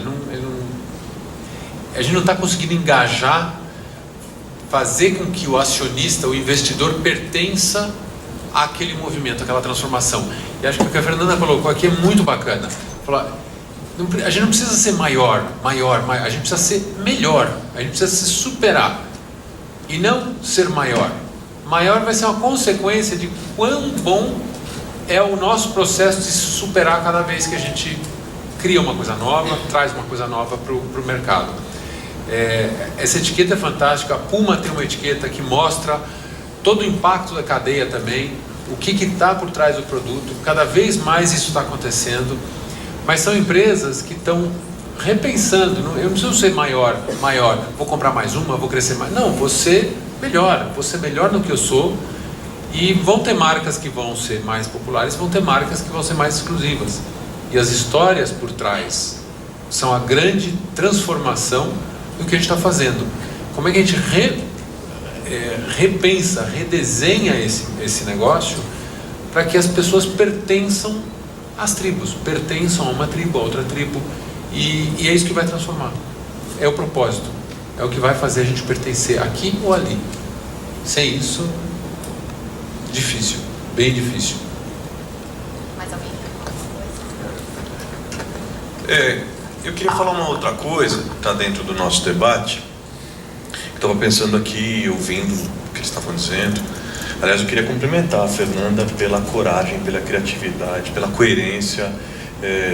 Incrível o trabalho, que seus trabalhos ganhem mais espaços como esse, e que possa ser inspiração para um tanto de gente. Mas eu estava aqui pensando, né? Eu divergi aqui um pouco, senão vira também só um papo de bons amigos. Mas eu fico pensando, eu não sou tão otimista assim com relação ao capitalismo. E por que eu estou dizendo isso? Embora a gente veja alguns avanços que foram conquistados, há uma série de outras questões que precisam ser colocadas. A Oxfam, por exemplo, aponta que nós temos um sistema econômico onde 8 pessoas detêm 50% da riqueza do mundo. O que quer dizer que 8 pessoas e 8 famílias detêm o mesmo que 3,7 bilhões de pessoas. Alguma coisa está muito errada. No Brasil, nós temos 6 pessoas detendo aproximadamente 50% da riqueza do país. O mesmo que aproximadamente 100 milhões de pessoas, o que equivaleria a 78 bilhões de dólares. Quer dizer, E por que eu estou dizendo isso? Ah, então você é anticapitalista? Não estou dizendo isso. O que eu estou dizendo é o seguinte: o sistema não vai bem. E a gente tem uma tarefa de questionar, de fazer perguntas, de buscar caminhos, de buscar alternativas ao que está posto aí. Em se falando de trabalho escravo, eu estou absolutamente convencido que trabalho escravo não é a doença. Trabalho escravo é o sintoma. Trabalho escravo é sintoma, é decorrência de um sistema no qual todos nós estamos inseridos, que é um sistema profundamente concentrador, que é um sistema excludente, que é um sistema preconceituoso, que é um sistema devastador do meio ambiente. Não é à toa que, se você fizer um recorte com relação a esses 6 brasileiros detendo 50% da renda e a esses 8 outros no mundo inteiro, todos eles são homens e brancos. O que demonstra, inclusive, a exclusão do ponto de vista de gênero e étnica. O fato é, nós temos não apenas que fazer os questionamentos com relação ao sistema como um todo, porque é impossível a gente avançar dentro de um sistema que diz que a gente precisa cada vez mais consumir mais, o melhor, o mais rápido e o mais barato. E a engrenagem invisível para manter isso a gente já sabe qual é. É o trabalho escravo, por exemplo. Então, quer dizer, nós temos outros caminhos que foram citados aqui, inclusive: reduzir, reciclar, reutilizar. Enfim, eu penso que, repito o que eu falei para fechar, repito, toda vez que a gente compra algo, toda vez que a gente está comprando algo, a gente está votando no tipo de mundo que a gente quer para nós e para os nossos filhos. E a mudança que a gente quer para o mundo necessariamente passa pelos nossos hábitos de consumo, mas não apenas pelos hábitos. Passa pelo nosso modelo de produção. Passa pelo jeito que a gente produz as coisas. Eu gosto muito daquilo que eu ouvi aqui, quando eu ouvi que a gente precisa se reconectar com quem produz aquilo que a gente consome. É fato. Enquanto a gente continuar consumindo sem olhar para a cadeia produtiva, sem dúvida nenhuma, querendo ou não querendo, o que a gente vai continuar a fazer é estimular a doença. Eu acho que o Max pode até complementar, né? Falando um pouco que o Max, ele disse que nós estamos vivendo na era da sociedade em rede, né? Então, falar um pouco sobre essas redes. Eu queria só responder muito rápido essa pergunta e lançar uma ideia. Eu acho que essa questão do fair trade, né, do comércio justo e de quanto a gente remunera cada um, ela pode ser resolvida se a gente começar a colocar na etiqueta quanto cada um está ganhando, sabe? Ou seja, não só impostos, mas também custos logísticos e também quanto cada um está ganhando do designer à rendeira, ou seja, ao artesão, à costureira, né? Ou seja, quando a gente, assim como a gente exigiu que as empresas abram, né, os seus balanços, quando a gente também ia começar a abrir na etiqueta a linha de custos, com certeza o fluxo de dinheiro vai mudar, né? Então, só isso. Transparência. Por isso que a gente fala muito, porque a gente tem que começar a exigir transparência mesmo, né? Para saber, existem até marcas, né, que a gente conhece, assim, vários cases que mostram tudo mesmo. E o Fashion Revolution incentiva e empodera o consumidor, fala para o consumidor que esse é o primeiro passo, a gente perguntar para as marcas, quem fez as roupas, exigir transparência, comprar de quem a gente sabe, né, quem a gente conhece, quem a gente acredita. É o primeiro passo mesmo. Mais uma. Só mais uma?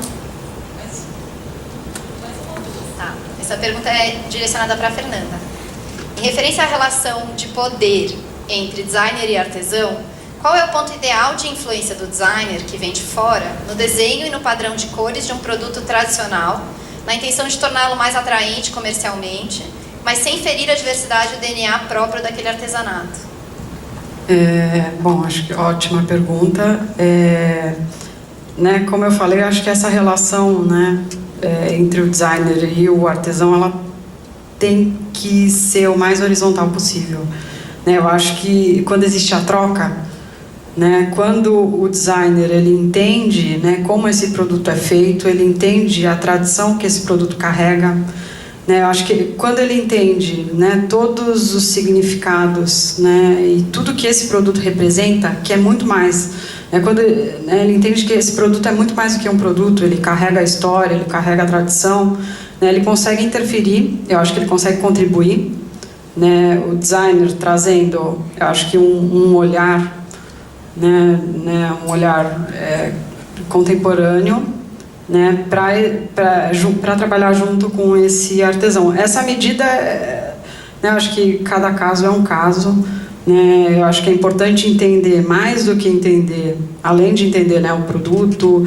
entender esse contexto, né, em que esse produto ele é feito, né, entender como esse produto é comercializado, né, entender essa rede, né, de relações que esse produto ele gera, para que essa interferência, né, para que essa troca, né, ela seja benéfica para o artesão e para o designer também. Não sei se...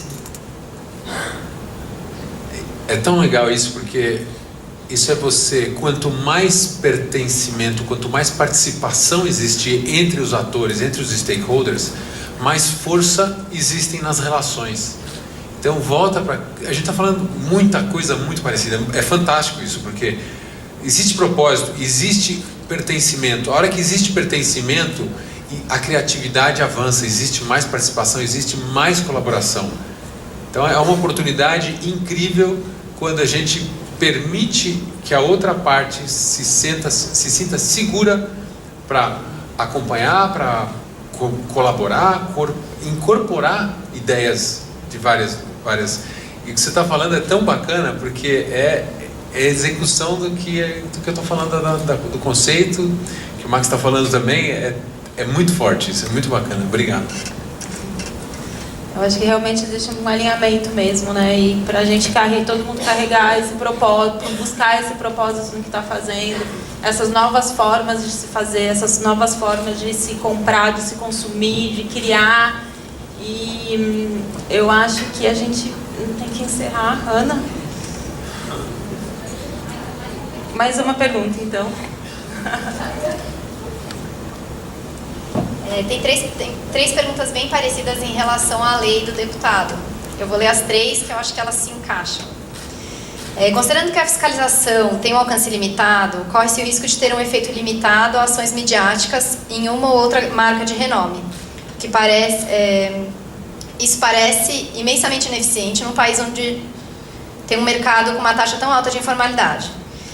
Para quando existe algum projeto de legislação que vai premiar a transparência das marcas que contam quem fez a nossa roupa? Então essa é uma das perguntas. A outra é: se a lei contra o trabalho escravo criou esse movimento de regularização das empresas, como ainda existem 12 mil sweatshops em São Paulo? Como fazer para esse número diminuir? E a outra é: qual é o posicionamento da OMC, Organização Mundial do Comércio, em relação ao trabalho escravo, em especial no mercado asiático?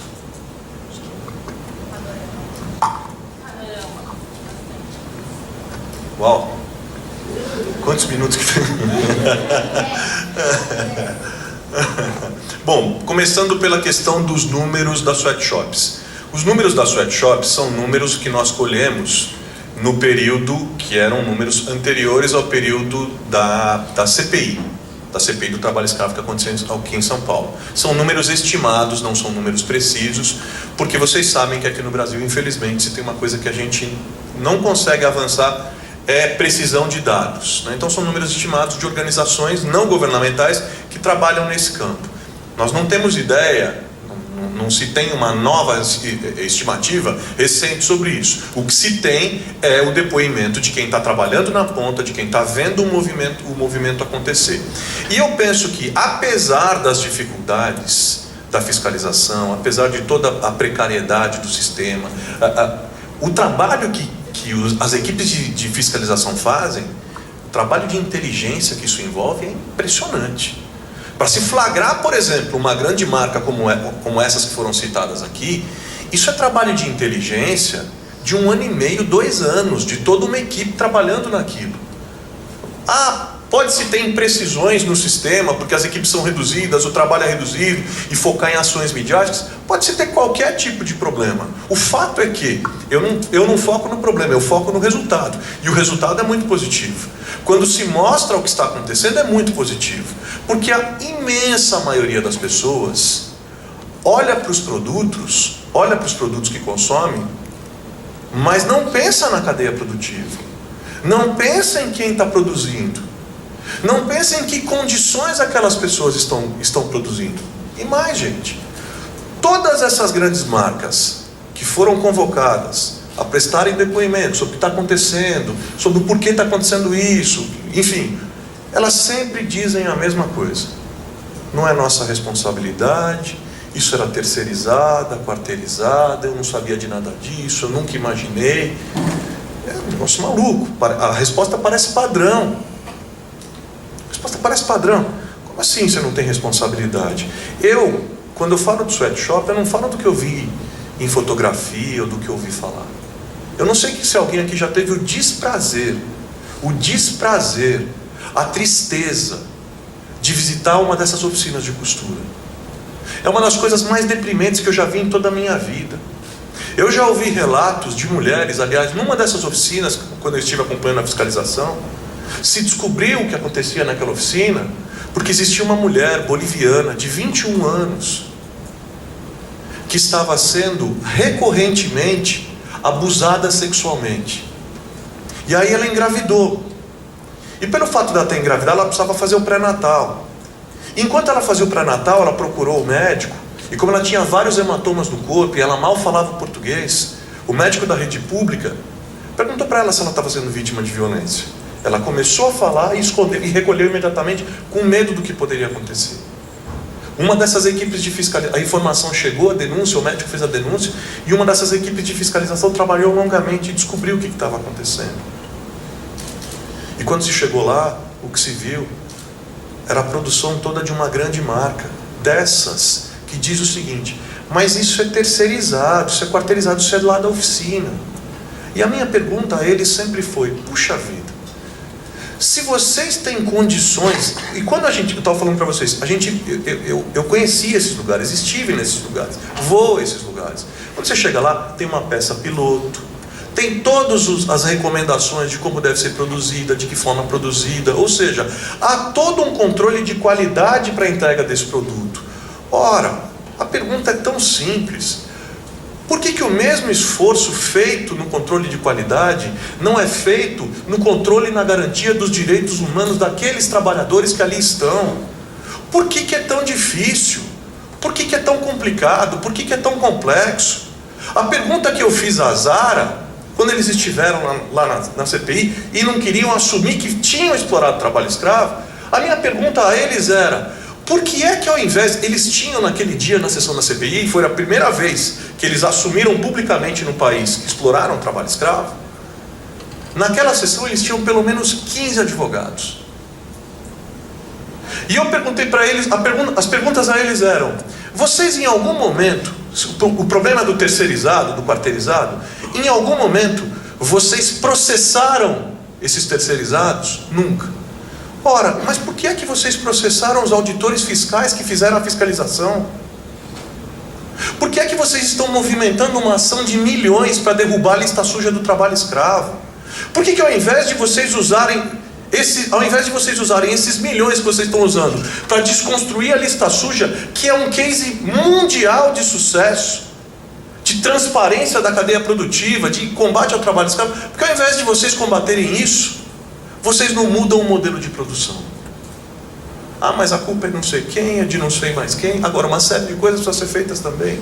Porque o produtor brasileiro, para fechar, o produtor brasileiro, quem trabalha aqui, não pode ser penalizado com a injustiça da entrada, sem nenhum critério, de produtos que são feitos com a exploração agressiva e vergonhosa e abusiva de trabalho escravo. A gente também precisa se movimentar nesse sentido. A gente também precisa cobrar do governo que tenha critério. O mesmo governo, o mesmo Estado que cobra critério do produtor brasileiro, precisa ter critério na entrada dos produtos que aqui vêm. E eu sou um defensor, faço essa defesa aberta e insistentemente. Isto é urgente e pode ser feito.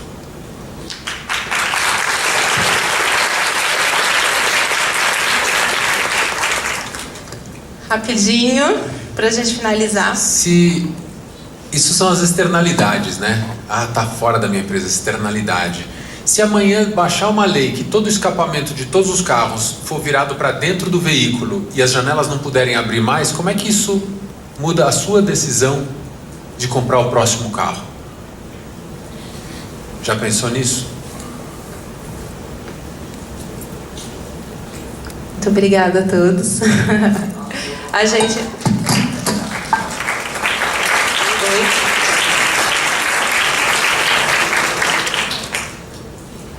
Oi, desculpa.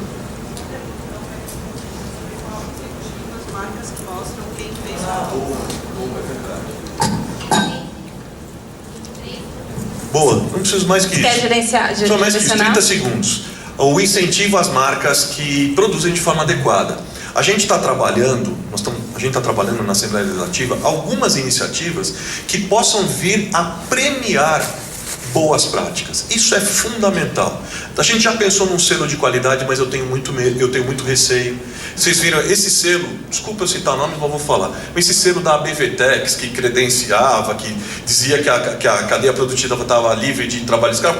Nós cansamos de flagrar a empresa que tinha selo da ABVTEX e estava lá comprometido, que comprometia demais essa coisa. Nós estamos trabalhando insistentemente nisso. Um recado final que eu não falei uma coisa. Tem um aplicativo muito legal para vocês que são do mundo da moda, que se ainda não utilizam, é legal de utilizar e conhecer o trabalho desses caras. O aplicativo se chama Moda Livre.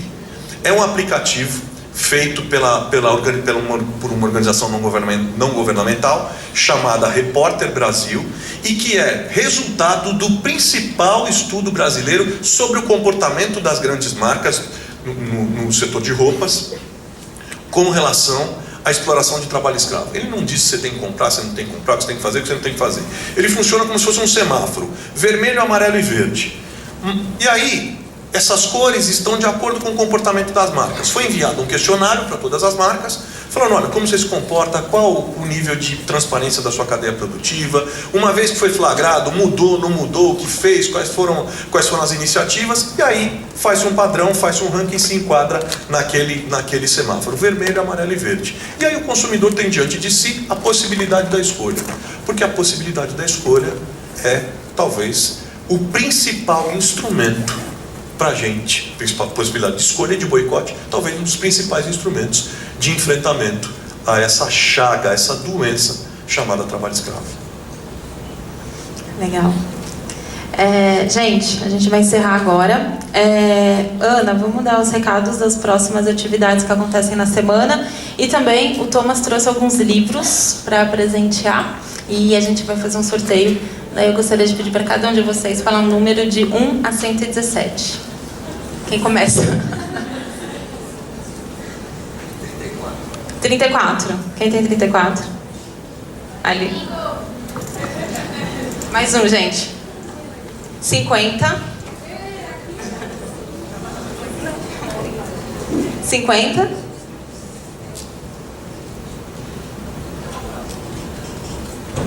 Mais um número. 25. Doutor Bezerra, mais um. 17.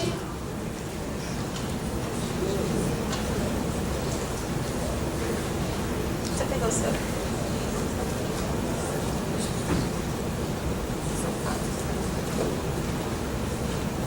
E... Ô, Ana. Cadê? Quem quer? 17, né? Aí você. Ô, Ana, você pode falar. A gente, bom, essa foi só o primeiro dia da Fashion Revolution Week. As atividades acontecem durante a semana, a Ana vai passar para vocês. Gente, primeiro, muito obrigada a todos. Obrigada ao NIPS, que recebeu a gente aí com muito carinho e atenção. Obrigada ao time de voluntários, que sem vocês nada seria possível. E, enfim, queria deixar o convite.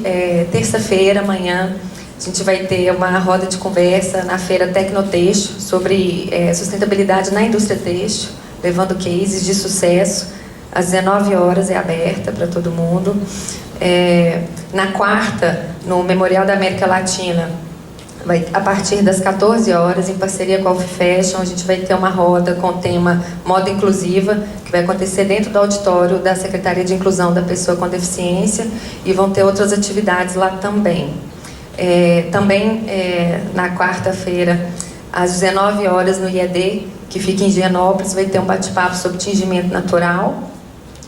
E na Santa Marcelina, também às 19 horas, a gente vai ter uma roda sobre certificações e processos de menos impacto na cadeia produtiva. Fica o convite, Santa Marcelina em Perdizes, às 19 horas, também aberta. Na quinta-feira, o documentário The True Cost vai passar na Perestroika, a partir das 18 horas. Vai ter outras atividades lá também. E no IED, também a partir das 19 horas. Todas as duas exibições é aberta ao público, com um debate no final. E fica o convite para o sábado, aqui no prédio da Unibs. A gente vai ter atividade a partir das 11 horas, o dia inteiro, com 4 rodas de conversa, oficinas de tricô, de crochê, de tingimento natural, upcycling. Vai ter o Espaço Rede, com várias iniciativas, né, prestadores de serviço engajados na causa pertinente à nossa, que vão estar expondo o que são os trabalhos. E, enfim, fica o convite para todos vocês aí. Vão ter intervenções artísticas, o muro sendo pintado, a companhia de dança. Vai ser muito legal. O tricô gigante. Tomara que todos venham. E no sábado a gente vai ter o dia inteiro recheado com comida vegana, bazar de troca e muitas outras coisas aí. Muito obrigada. Boa noite a todos.